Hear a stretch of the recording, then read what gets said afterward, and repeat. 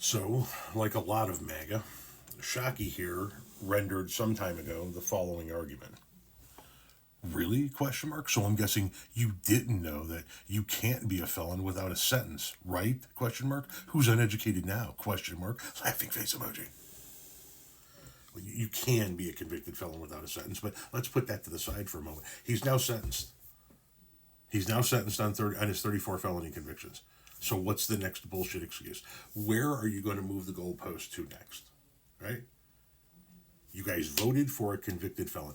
Donald Trump is going to add yet another first to his long line of firsts, right? He is the first president to ever be impeached twice, something that could never come off of his record. He's the first president to ever be federally indicted post-presidency. That can never be taken off of his resume. He's the first president to attempt to overthrow his own government to install himself as a dictator over the will of the people. A first that can never be taken off of his record. And now he's going to have another first. He's going to be the first president that is a convicted felon when he takes the oath of office. You guys have lost the moral high ground forever and ever and ever and ever and ever and ever and ever. Amen. You talk about family values and you vote for the guy that fucked around on all three of his wives. You talk about capitalism and the free market being the best cure for everything, and you vote for a guy that literally bankrupted casinos and couldn't figure out how to sell ice, steak, and vodka to the American people. You guys claim to be the party of religious high ground, moral religious high ground. You are the religious right, and you elect the guy who embodies all of the deadly sins. It couldn't cite a biblical verse to save his life, and the only time he's ever seen in church is when somebody fucking dies. You guys keep proving over and over and over again that the things you say that you stand for are not really what you stand for. When you vote for people like this.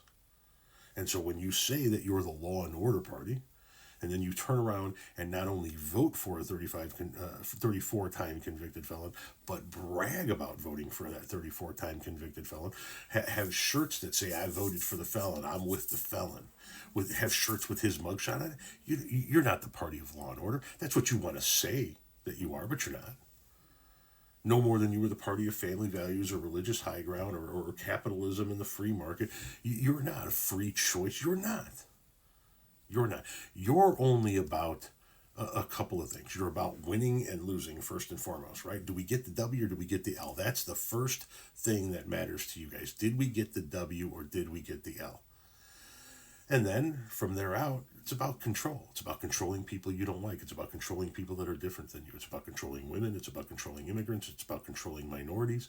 It's about making sure that you guys stay on the top of the heap.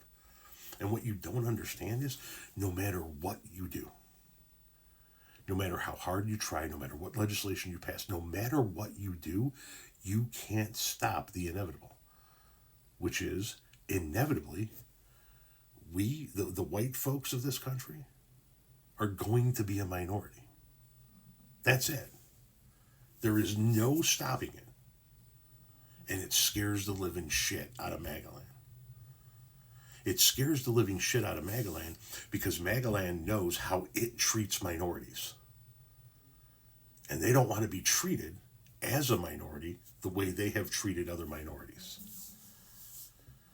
So the only thing they can hope for is that the minorities that they treated badly will be more gracious, more kind, and more willing to look past the sins of the past when they're the majority in the country. You guys better hope for your sake that they're better than you are.